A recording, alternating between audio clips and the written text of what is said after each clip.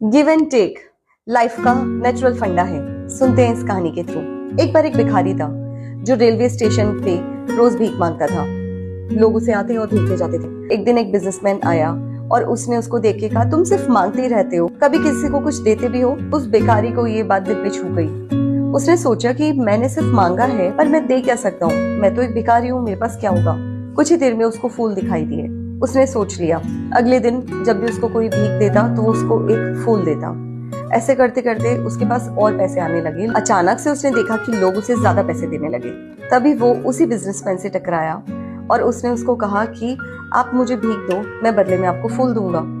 Businessman ने कहा, अब तुम भिखारी नहीं रहे, अब तुम व्यापारी बन गए हो। वो भिखारी ये बात सुन के बहुत खुश होगा। उसने कहा, वाह, मैं व्यापारी बन गया। बस यही सोच थी और वो फूलों का एक व्यापारी बन गया। कुछ महीनों बाद जाके वो भी उस ट्रेन में सूट बूट के साथ आया और उसी बिजनेसमैन से मिला जिसने उसको ये सीख दी। उस बिजनेसमैन से कहा कि याद है, मैं वही आदमी हूँ जिसको तुमने सीख दी थी कि भीख क्यों मांग रहे हो, किसी को कुछ दो, और आज देखो मैं बड़ा व्यापारी बन गया हूँ। तो याद रखना, जब तक तुम अपने आप को छोटा समझते रहोगे तो दुनिया भी वही समझेगी। तो अपनी आइडेंटिटी बदलो, सोच बदलो, सफलता खुद तुम्हारे पास आएगी। अगर इस स्टोरी ने आपको इंस्पायर किया तो जरूर कमेंट करें, I can, because everybody can do anything.